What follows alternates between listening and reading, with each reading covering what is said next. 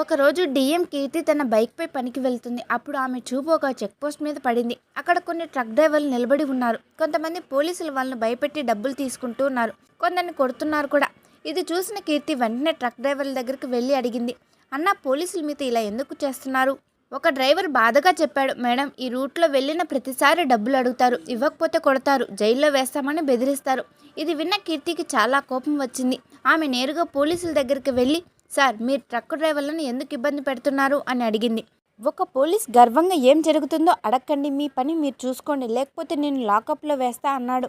అంతే. కీర్తి వెంటనే ఆ పోలీస్ కాలర్ పట్టుకొని నేలపై పడేసింది. ముఖానికి బలంగా తన్నుతూ గట్టిగా చెప్పింది, నేను ఈ జిల్లాలోని డిఎం కీర్తిని. నువ్వు చట్టానికి విరుద్ధంగా పనిచేస్తున్నావు. నిన్ను వెంటనే సస్పెండ్ చేస్తున్నా. ఆ దృశ్యం చూసిన ట్రక్ డ్రైవర్లు ఒక్కసారిగా ఆనందంగా చప్పట్లు కొట్టారు. వాళ్ళకి నిజమైన న్యాయం జరిగినట్టు అనిపించింది. ఇంత ధైర్యంగా ముందుకు వచ్చి సహాయం చేసిన అధికారిని చూసి అందరూ గర్వపడ్డారు.